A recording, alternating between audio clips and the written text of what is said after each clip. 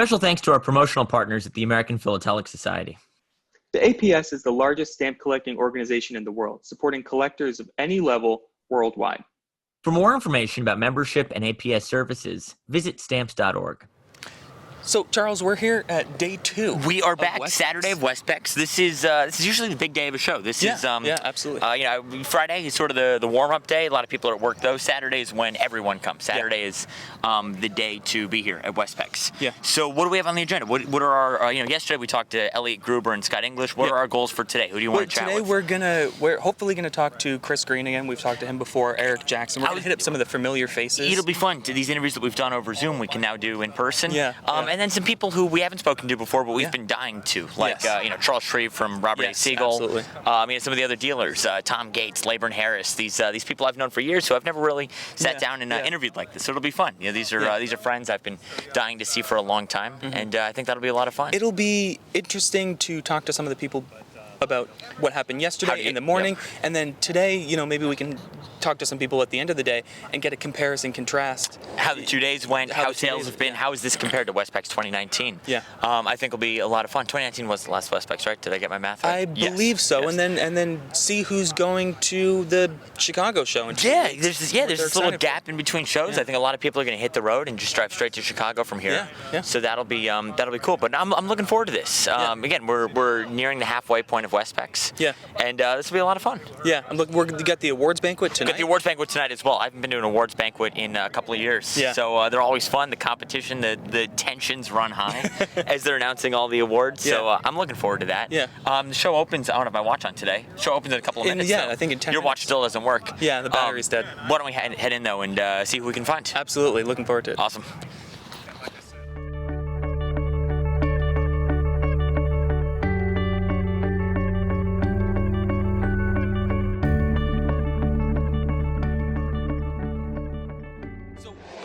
We're here with Chris Green of Chris Green Stamps, also representing Spink Auction House. And Chris, we've spoken to you on Zoom before. We were very gracious to come on Conversations with Philatelists, so it's good to reconnect in person and to talk to you face to face instead of on the other side of a screen. It was great fun. It's good to see you here. So, Chris, how has it been here? Wonderful. It's nice to get back to an in-person show, and it's good to see everybody face to face. You have a unique obstacle, though. You had to cross a border that the rest of us didn't really have to cross. Steve Taylor's here from the UK, but I think you two are the only international dealers. Luckily, the air border from Canada just opened recently. Yeah, so we can get back. Can't drive, but we can fly. So what was that like? In terms of planning, how closely were you watching the news? Because you have this and Chicago coming up in a couple of weeks. Like, were you on edge? How soon did you buy your tickets? I bought them a while ago, but I bought cancelable tickets just in case. And yeah, absolutely, you watch it. You watch every day because you're never quite sure what's going to happen and whether the rules are going to change on any given moment. But lucky, made it here. Glad to have made it here. And you're sticking in the States between now and Chicago, yes, just so nothing can go wrong. That's exactly it. That's the plan. So I'm sure you've been in touch with a lot of your customers and clients, or via email, Zoom, phone calls, whatever. But what is it like, sitting behind a booth for the first time in a while? How does it feel? How does it compare to pre-COVID shows? What's your take on how yesterday went and how this morning's been going so far? It's good to see some familiar faces, and it's nice to meet some new people. This is my first time at the show, so it's. So this is your first Westpex overall. Yes, it is. Yes, it is. And so that's been great, and it's nice to do things without the computer screen in front of you. And so it's the crowd's been good. People have been keen to get back to looking at things, so sitting down at a table and just chatting or rummaging through boxes to find some hidden gems. It's been good. The atmosphere is nice, and it's good to see the happy faces. Go ahead. When we talked before, Charles and I expressed that we were very eager to come up and see the store. How has it been going? What have you been doing up there? Well, we've finally been able to get people back in the doors, which is nice, as of a couple of weeks ago. And so that's similarly as to here, been nice to welcome people back, welcome back some familiar faces. Again, rules seem to change, but for now, it's progress, and it's good to see. taking off your stamp store hat and putting on your Spink hat, what's coming up for Spink in terms of philately? Because there's all the coins, everything else, but in strictly stamp terms, what's on the horizon? It's been fascinating, actually, because I've had interest from folks on the numismatic side. The orders and decorations catalog's been popular too, and it's been neat to talk to some people about their other cross-collecting interests. Some would do one or the other, and that's always nice. But on the philatelic side, a couple of sales coming up. There's going to be some great South African material coming up in London, some nice registration material. We've got a good e-sale of India postal history coming up as well. So the fall is going to be busy, and a lot of great material for a lot of different collecting interests. Excellent. Well, have a great rest of the show, and we'll see you in Chicago in a couple of weeks. Thank you. Look forward to it, gents. Thank you. Thanks, Chris. Cheers. Michael, Chris is such a great guy. What do you say we go find Erik Jackson? Absolutely. We're here with Erik and Tammy Jackson. Erik, you were on Conversations with Philatelists right at the beginning. Yep. Yeah. Tammy, you are immediate past president of the ASDA, amongst other hats that you've worn over the years. First things first, though, you guys mentioned a statistic yesterday that I thought was really fascinating. Can you tell us how business has been in 2021? Actually, from 2019 to 2020, and then 2020 to 2021. It's been fantastic. Well, when the pandemic first came out, there was a lull because nobody knew what was going on. But about a month later, things just took off. People got back to, we had people that hadn't looked at their albums in 20 years got back into stamp collecting, and business has been very good since then. You said that you would, this year, matched last year's business as of June, is that correct? Yeah. That's incredible. And last year there were... We had 1,400 more invoices than the previous year. And we only did one stamp show last year. We had a lot of new customers that tended to come in. Our sales per invoice was down, but we got a lot of new customers interested in for the first time or maybe picked it back up. But You're in a unique position, though, because a lot of people here only do show dealing or have a limited online presence. You guys, though, tri-weekly auctions every 3 weeks. Every 3 weeks, run a sale. Your online business, your website has everything you could ever want in terms of revenue stamps. So you've been able to keep the business up even without physical shows. So what is it like coming back to a show for you? Do you miss being able to sit at home and run your auctions? What is it like to have this back in the mix? Well, it's good to get out and see our friends, the other dealers, the collectors. It's just good to get out of the office a little bit and be on a plane here and there. So oh, no, go ahead, sorry. No, it's just, when you get it, granted we're buying and selling stamps, but it's still a people business. And that's an important aspect that was missed during that. And you can't replace that with a phone call or a Zoom session. It's not the same thing. It's sitting across the table and discussing things and solving problems and whatever. Mm-hmm. But we've talked to a lot of people kind of here and there about how successful the show has been so far. What have you been seeing so far? Well, it was a busy day yesterday. There were a lot of good people in and made some decent sales and stuff, so it's been busy. And you've picked up some large collections in the meantime. Do you want to talk to us about any of the items that you what is have in front of me? Yeah, this looks... Well, I recently got an important match and medicine collection that contains the one unique face-different match and medicine stamp. There's only one known. And this is the only face-different unique match and medicine. So all the other unique match and medicine stamps are variations of a common design, whether it's color or denomination. Yeah. This is the only one that looks completely unique. It doesn't have another one that's like anything like it. Anything like it. You can find there's a few proofs known in the stamp, but this is the only stamp. It doesn't exist on another paper, another color, nothing How else. many face-different unique Scott-listed items are there? A handful, not many. Well, in the United States, for government-issued stamps, I don't know of any U.S. postage stamps that are unique. Yeah. You may get into postmaster's provisionals or some, but that's technically not a government issue. But in the revenues, there's a 10-cent cigarette tube stamp that's listed. It's just found about 20 years ago. Wow. There's only one known there. There's probably a couple beer stamps that might be unique. But this is... There's a couple stamp paper items that are one of a kind, but they're kind of in a... This is in a small... This is kind of in a class of its own. So what sort of sales history does this have? How do you put a price? How do you figure out, what it's worth? And what's the provenance? How did it get to be under your glass? Right. Okay. Well, it was in the Morton Dean Joyce collection. And he bought it in 1945 in the Colonel Green auction. When his collection was sold 30 years ago, I actually bought it in the auction and sold it to a client who was at the auction, didn't dream it would sell for what it did, and wasn't paying any attention. So he bought it from me a week later. And he owned it and exhibited it for a few years and sold it in a William Weiss auction about 24 years ago, where John Johnson bought it. And it's resided in that collection until this year. So this is the second time you've had it in your possession. Yes. Fantastic. Well, my last question for you is: we've got Chicago 2-ish weeks away, a little less than 2 weeks. Are you guys looking forward to that? Oh, absolutely. It'll be a good show. The APS show is always sort of as great as Westpex is. That's the one that all other shows are measured against. So it'll be interesting to see. There's a neat story about that stamp. How it came. Why there's. Yeah, I was thinking that. Why is Yeah. why is Oh, it? well, yeah, we can get it.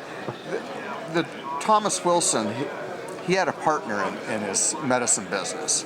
And apparently he ordered the private dye proprietary stamps. The companies could pay for the dye to produce the stamps, which they produce plate and all that. But their dyes cost, depending on the size of the stamp, $250 to $500 a piece, roughly. And then they got a discount on the tax when they got their stamps. So it was a slight competitive advantage there. Anyway, he didn't inform his partner about the stamps and makes no mention of the partner's name or the company name on the stamp. It just says Thomas E. Wilson, MD. And the story is, when the partner found out, he grabbed the stamps from Thomas Wilson's hand and threw them in the fire. Oh wow. And it's said that Wilson retained a few in his hand, but those have never turned up. The story is, this was found originally torn in two on a portion of the wrapper by Wendell M. Weston in 1875 or 6. And it was repaired at that time and went into the William C. Vanderlip collection. Later it passed to Clarence Eagle, who was a famous revenue stamp collector back then. And then Colonel Green was the next owner. And most philatelists know about Colonel Green. It was So about a half dozen, give or take, people have owned this ever. roughly, yeah. Wow. That's incredible. It's a great stamp. It is what it is. It's repaired. And you can't tell from the front that. If you look closely, Yeah. you can start to see some of the repairs on it, but it is what it is. Yeah. Erik, Anyone that wants a complete face different match of medicine collection needs that stamp. Yeah. well, Erik and Tammy, thank you both so much. We look forward to seeing you in Chicago in a couple of weeks, and have a great rest of Westpex. Thank you. Thank Thanks you. a lot. It was a lot of fun catching up with Erik again, getting to speak to Tammy. Let's go check out what George Holschauer. Let's go do it. Yeah. Well, how do you like the show, boys? George, it's always good to see you. It's been a while. This must be your first show in quite some time. Yes, actually, this is the first show since middle of last year, but because of the pandemic, I concluded this is going to take a year or so, so I moved the stocks from my office to my wife's kitchen table and did several $1 million last year from the kitchen table. I said, what me worry? The clients are still saying, where's my stamps? Where's my stamps? Yeah. And I have a reputation of coming through for the clients more often than not. Ergo, I was kept completely and insanely busy all last year. But you know better than most, or better than anyone here, arguably, this is a people business. And Oh, as great as it absolutely. is to sit at the kitchen table and do stamps, there's no substitute for getting out here, shaking hands, seeing familiar Absolutely. faces, meeting new faces. I've done this for 47 years. This is the 47th year I've done this stamp show. Wow. So what does it mean for you to get back after, again, we've all been isolated for so long? Well, it's always fun to meet and talk with your friendly colleagues and see what's happening in the marketplace. And most importantly, cast a selection of your material into the marketplace so people can see what you are, what you do, and what you're capable of doing.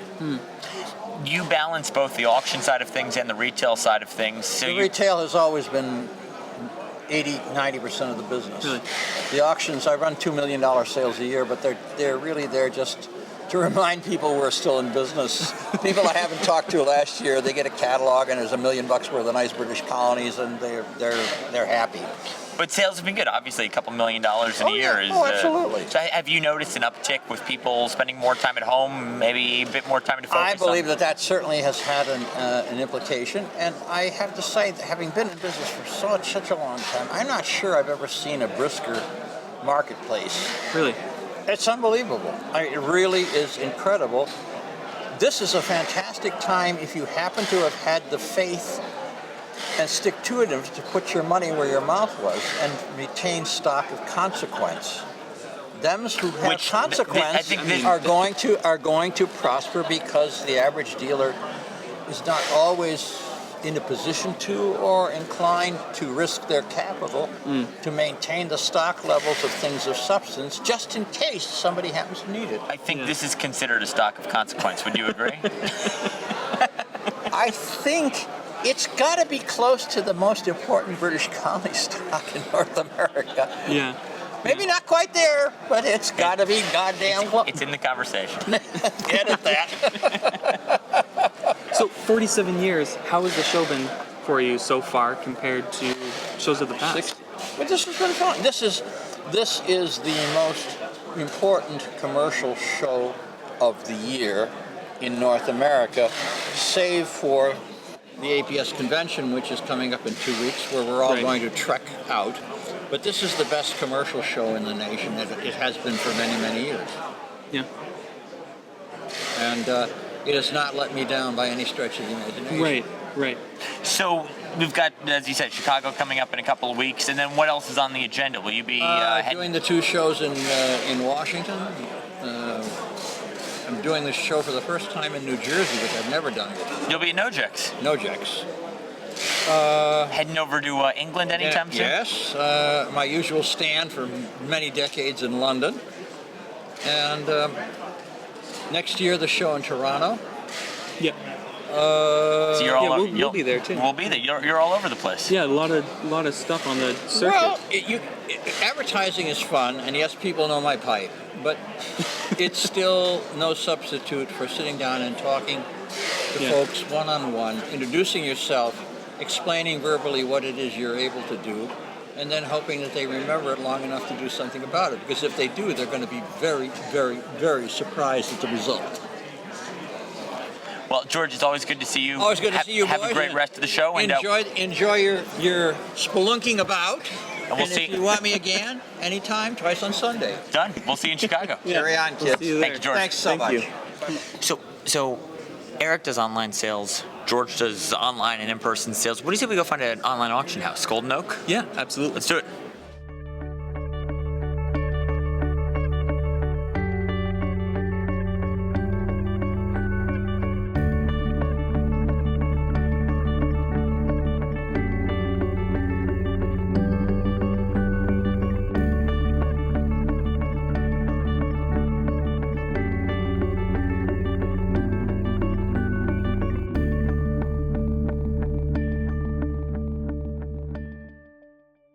All right, well, we're here with Tracy and Michael from Golden Oak Online Auctions. Thank you. A lot of people have been here for years. People have their badges. They've been here 47 years. This is your guys' first year here. First year under this moniker. Under this moniker. I have been to Westpex now since 1980. Wow. Yeah. There's a lot of people who only do shows. There's a lot of people who have, not had a lot of chance to meet. But you, as an online auction house, what is it like for you guys to get out in public, meet with people again?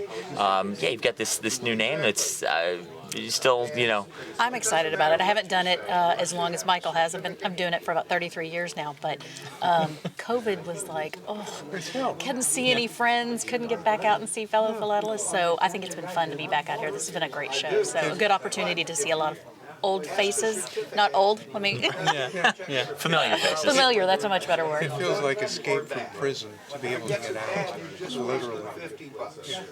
We've been talking to a lot of people who said they've been having a really good show. How has the show been going for you so far? It's been great so far. No complaints.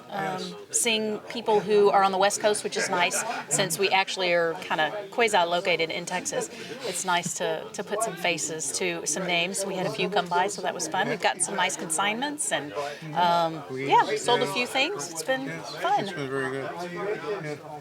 As the business as a whole transitions more and more to a digital model, people don't come to auctions as much anymore. That has occurred to us, by the way. That I figure. So and you talk about quasi. You don't really need to have a physical location. It's not like going to an auction. So we are a distributed organization. So what is that like? Again, that seems like the natural progression for the hobby in a lot of ways. Funny, when we set our business model up, that was our intention, and then when COVID happened 30 days later, it just made so much sense. And now some of the other places have kind of gone, well, maybe we don't need brick and mortar. We can, do it a different way. Costs are much cheaper. We're not printing catalogs. Some of the more advanced collectors are learning about the internet and getting on there and finding out they don't have to lug the catalog around. Yeah. We noticed that from who attend Zoom meetings. People who I didn't expect to have computers are now totally tech savvy. Exactly. So I think it's fun, and people can kids Google. that understand it and can help them. Yes, one way or the It's other. handy if you have a child that you can go, do you know how to do this? Yeah. So, in terms of shows, are you guys going to be in Chicago in a couple of weeks? Yes. So, how do you balance that? Again, you're an online company that needs, again, shaking hands is the fun part of the job, I would say. It is. So, how do you balance that online and physical? And what does it look like moving forward? Are you going to be attending more We're shows? still an auction company, almost like any other auction company in that respect. We need consignments, we need people, etc. So we need to shake hands, press the flesh, see people, see what they collect, what they have to offer, what we can do for them as opposed to what someone else can, etc. So we need to have a physical presence. I think our benefit is being online. I get to talk to so many people. Lots of people call, so that's a good mix. But also because we don't have to charge such high fees. Our consigners benefit from that because we don't have to pay for the brick and mortar and we don't have to pay for the catalog. So that's helped grow our business pretty quick. So it's been nice.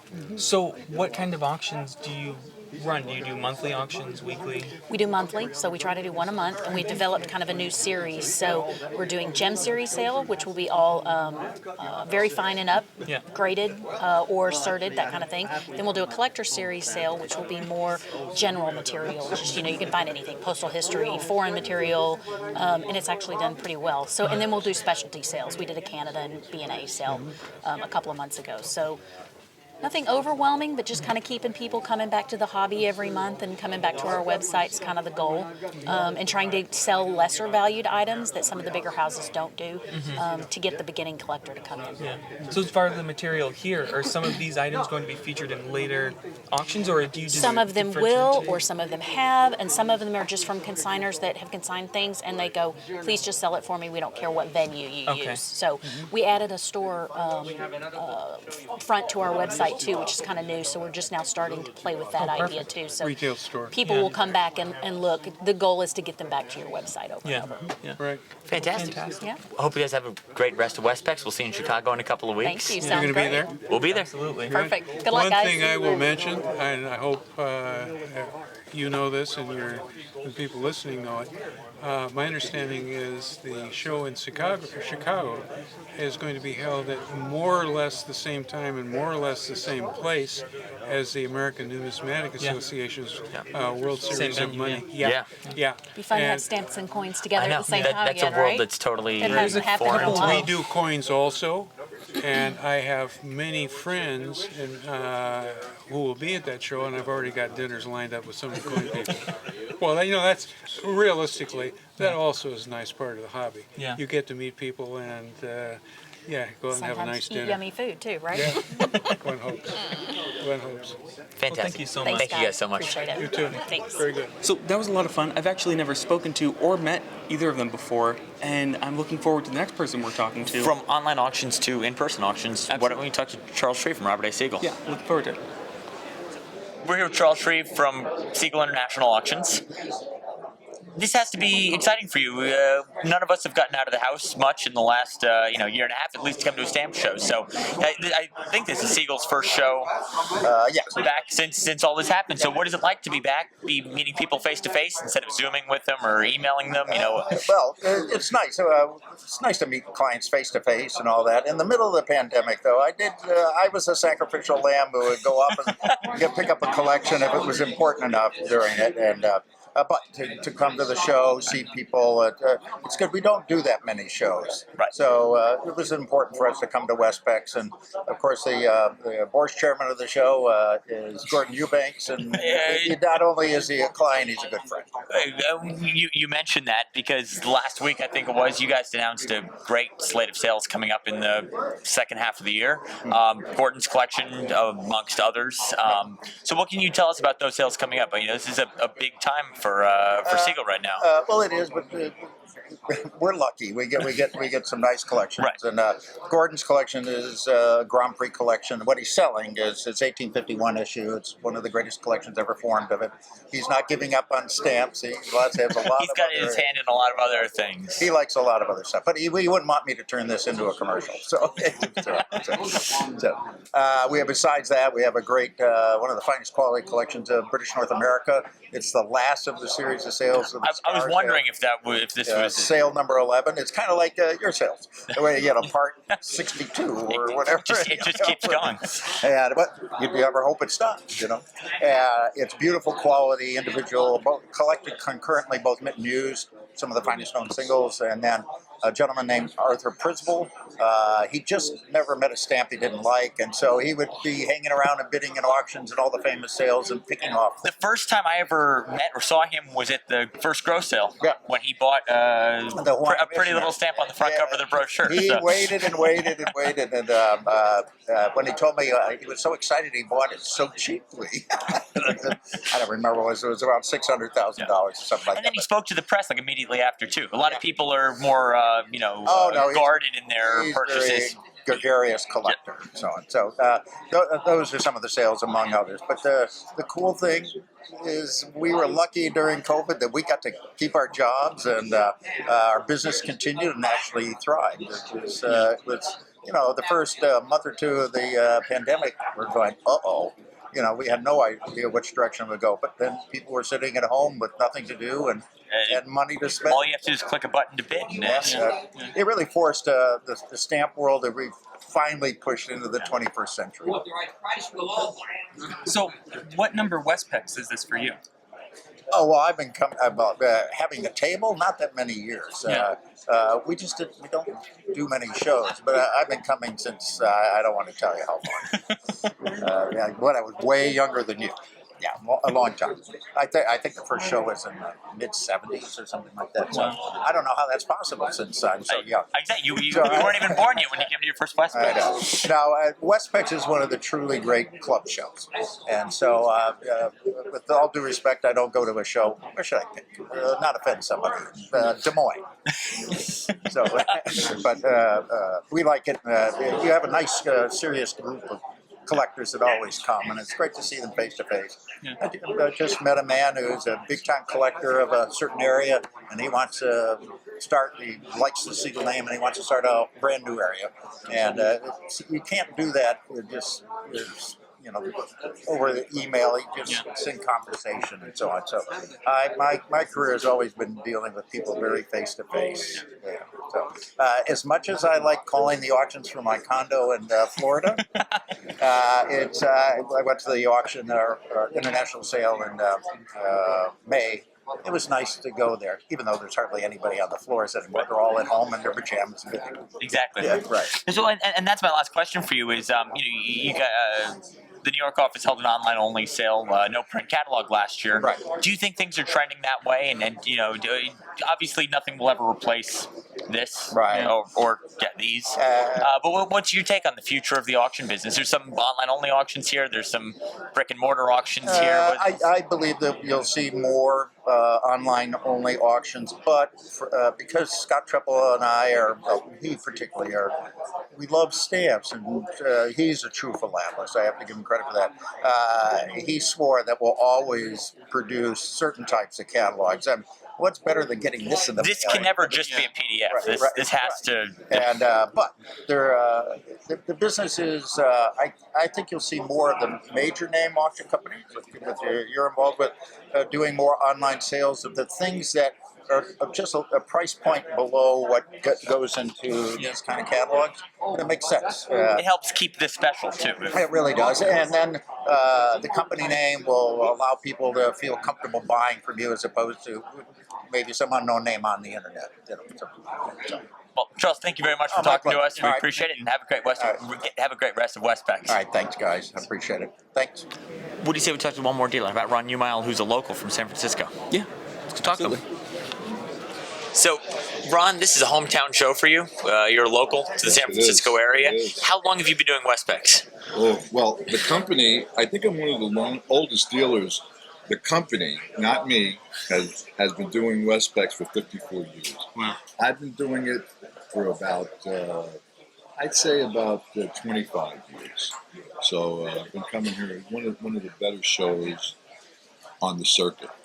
And being from my now hometown, it's even more special. An easy commute. Yeah, exactly. So after the last year and a half of, I'm sure, a lot of online sales and direct, not dealing with people face to face, what has it been like to get back out and meet some new customers and old customers? And well, the show has been, this is the first show I've done this year since the pandemic, and it's really good to get back out. I mean, I think you're going to find that everybody's enjoying being back, meeting with collectors, dealing with stamps, seeing stamps, being around stamp people, enjoying the hobby, and all the things that go with it. That we've been home enjoying it. Now we're able to get out.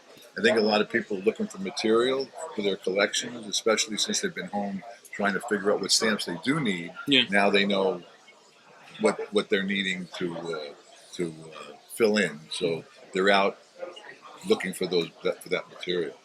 So, 25 years. Have you been having a good show so far? This show, I have to say, the virus has affected the attendance, but everybody's spirit is up.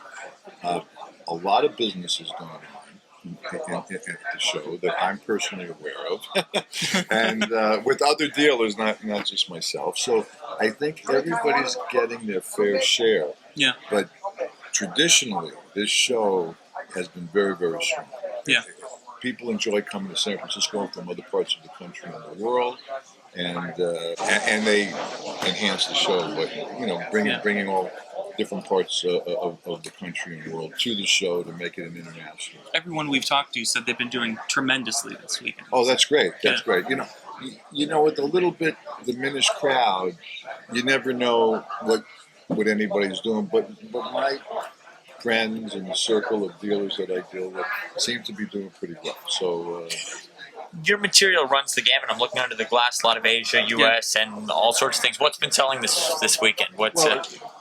Asia's strong, and it continues to be, and U.S. is strong, and there's a lot of other collectors other than, let's say, U.S. and China that are looking for material. I'm a little surprised that I didn't get the British collectors in the way I usually. People are always asking for British material. I had a few, but not.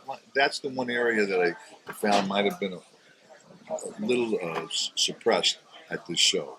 But U.S. is always is good, and China. I specialize in China, so I try to feed my clients with material as best I can. So. Fantastic. Well, Ron, thank you for talking to us. It's nice to see you, gentlemen. It's good to see after a year and a half. I guess 2 years. Well, this is great. We're getting into the 21st century. We're doing our best. Okay. Thanks a lot, Ron. Thank you. Michael, day 2 at Westpex is coming to a close. We're about to head in to the banquet, which is always one of the most fun parts of a stamp show. So I'm looking forward to that.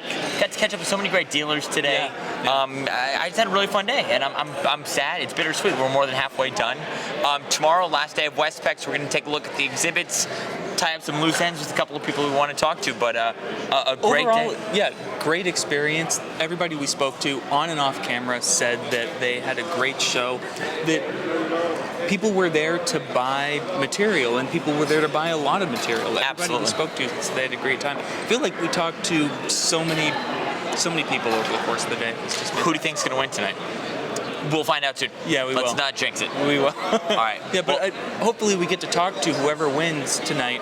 And if not, we'll show the exhibit. But let's get into the banquet. And okay, day 2 of Westpex is in the books. Let's go have some fun. Yeah, absolutely.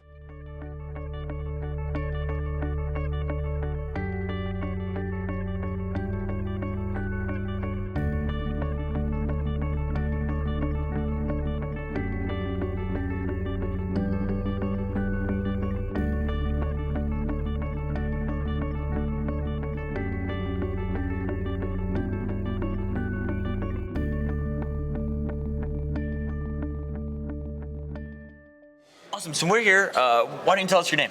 My name is Raul Menjivar. And you stopped. You actually came by the booth because you listened to conversations with Flatulence, which we appreciate greatly. But tell us a little bit about yourself. You know, how far did you travel? What's your Westpex experience been like so far? Well, this is my second Westpex. I live literally just a couple of miles from here. You're lucky to have a hometown show like this. Yeah, I really am. I've been to a few other smaller shows, which are always fun, but this show is pretty unbelievable. My first experience was one of shock and awe, I guess you could say. Yeah, I didn't know what to do with myself. I walked in and just had no idea where to go, what to do, how to behave. I wasn't sure if I needed to throw some elbows at some of the other guys at the tables, and, so it was. I was a little bit in over my head, I felt, and I made some purchases, but didn't allow enough time, and I wasn't able to come back the next day. And so this year, kind of making up for that. Last year, of course, was last year. Yeah. So concurrent years, you came the year before last? I came in 2019. 2019. Yeah. So you get to see both sides of the Westpex coin. It's interesting. You get the people who've been here for 40, 50 years, and then you got to see it right before the pandemic and right after. So that's a unique perspective. Yeah. It was interesting. I think the last time it was a little bit more bustling, but. This way you don't need to elbow people. Yeah, this is true. I wasn't needing to elbow anybody getting to the tables. So what are you looking for? What's when you browse the bourse? What are your go-tos? What's on your radar? Well, I collect Latin America primarily, El Salvador specifically. So I'm always on the lookout for, obviously, issues that I need or the freaks and errors and all that stuff. But then I'm always kind of on the lookout for anything else that I'm interested in. Of course, I collect U.S. and so I'm always just kind of on the lookout for a good deal. Sometimes these things have to find you instead of you finding them. Yeah. At least when I'm digging through a box of stamps or something. And I'm kind of all over the place in my collection, so I. I'll see, oh wow, look at those parrots. Those are really cool, and I'll buy those. Even though I did that just the other day. They were Samoan, but they were beautiful. You know what I mean? So I just had to have them. So which is kind of good and bad because again, my collection is kind of all over the place, and I'm really struggling kind of getting it in some semblance of order. It's getting there slowly, but it's been a long haul, and I got to start kind of narrowing it down to specific stamps now, because I've been just buying collections and hoarding, and and it's gotten to the point where I got to stop and start to focus and kind of bring it all together. So. It's tough. So 2 years, what brought you to Westpex the first time? My story is kind of typical. I collected as a boy, let it go for a long time. Although I still have my boyhood collection, it just kind of languished, but I never got rid of it. And then, actually, what happened is I had a heart attack a few years ago and needed something to do while I was getting better. And talk about a silver lining. Yeah, kind of, sort of, yeah. And so I kind of brought out my collection and started looking it over. I had a lot of Scott International albums that were given to me. They weren't full or anything, but I said, well, let me go through these and pick out the stamps that are in there, and I don't need all these albums. And then from there, I started, it just kind of relit the fire, that was always there. And then from there, I haven't stopped since. Joined the APS, so on and so forth. And lastly, and most importantly, Westpex next year is going to be back in April. Will you? Oh, absolutely. Yeah. Are you going to miss another one? No. I Once you're in, you're in. There's it's hard to go back. Yeah, there's a couple smaller shows that are coming up later on in the year that I'm going to attend and actually help out with one. Fantastic. The Penpex. Yeah, it's put on with my stamp club that I belong to here. That's great. Sequoia Stamp Club. So I'm helping out with that, and just kind of slowly trying to get more and more involved in the hobby. That's fantastic. Well, thank you for talking to us. Enjoy the rest of your time at Westpex, and we'll see you in April. Yeah, thanks a lot. You will. Thanks. We're here with Gordon Eubanks. Gordon, you're the bourse chairman, as most people should know, for Westpex. I am. You are. So all of this around us has been your making over the last. You've been working at this for a long time. A few years, but trust me, it's not my making. These guys, these dealers are absolutely amazing. They pay for the show. They allow for the exhibits. They allow for all the talks. Right. Without the dealers, there'd be no opportunity dealers, no show. So it's Sunday morning. Things are starting to wind down. Everyone's going to start packing up in a few hours. What has your take been overall? I'm sure you've spoken to some people. You've been, running around trying to shake as many hands as possible. What have you been hearing from people? Well, I think people are happy they're here. It depends on the dealer and the kind of business they run. But I've been surprised at how much support these dealers are getting. It isn't a standing room only lined up around the corner, but it's good, steady crowd, and dealers are generally happy. Now, would they like more? Absolutely. And is it as much as it was a few years ago? Probably not. But the way that I've thought about this analogy a little bit, though, I feel like with a show like this, it's almost like if you leave a car in the garage, you need to start the engine every once in a while to keep it running. And if Westpex, very good. No, but if Westpex were to have missed its second year in a row completely, I feel like starting up again next year would have been much more difficult. Rather than holding this show, even though it's not the usual April slot, I think it's important to keep that engine running. I couldn't agree with you more. A lot of dealers use the internet, but a lot of dealers depend on shows, and I think shows have an obligation to put them on the show. It's a non-profit, and our objective is to put on shows for the benefit of dealers, for the benefit of exhibitors, and the benefit of collectors. And this serves the widest group of collectors. A show does. Auctions, like the great auctions you have and others, that's not a big part of the hobby. And so that's why I think shows are so important. And we have an obligation to put it on. Yeah. It's a meeting place for all the people, and everybody we've spoken to has been thrilled with the business they've been doing and the people they got to see again, and you almost do more business before or after the show as you do during the show as well. So it's been a positive experience all around. So looking ahead, what do you have planned for, or when does planning begin for the next Westpex? Yesterday. So one of the issues is normally at the end of the show we'd have some time. People take some time off. There might be a big party or something for the people who contribute to the show. But right now we're looking at getting started for April. Where summer's going to be over. Yeah. And we have to be prepared that what's going to happen with COVID. Yeah. I shouldn't put in a political plug that people should get vaccinated, but it might help. So we don't know for sure what happens in April. Yeah. But the planning starts. Planning starts right now. Yeah. And for people who want to get involved or want to attend Westpex, what do you recommend? It's beginning of August. We've got 8 months or so until the next show. should people start making their plans? Well, I think if they want to attend, it's a little early to plan, but please put it on your calendar. Of course, do I know the dates? No. We'll put it in the description. It's in April, Yeah. end of April. But they should put that on their calendar. If they're a dealer and want to attend, they should send me an email. My full name, GordonEubanks@gmail.com.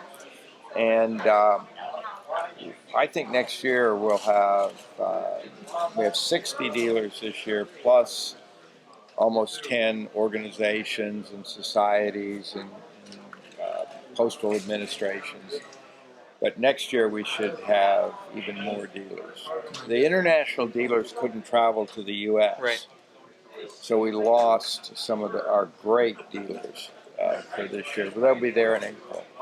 Well, Gordon, on behalf of all of the dealers and all the attendees, I want to thank you and the rest of the team, just for being a champion of the show and for making sure that it happened, and not being discouraged or not giving in to despair at any point. You saw this thing through, and we've had a great time riding around talking to people, and I think by all metrics, it's been a real success. So thank you. Well, thank you. Believe me, it's not a one or two person. There's a lot of people that work on this. And you were here when people are moving in. Yep. Those huge. So look at how much less materials there at the end. Half the stuff that was moved in is it's gone. already gone. So there is a lot of effort goes into doing it. Even at the banquet last night, seeing the whole team stand was it shows you how much goes into this. I was out at a quiet dinner. I couldn't do another. I'm too old. I represent the Oklahoma contingency. Anyway, you guys are awesome. Gordon, we appreciate the support, and we appreciate the opportunity to come here and again give people a peek into Westpex for those who can attend. Thank you. Thank you. Gordon. Thanks.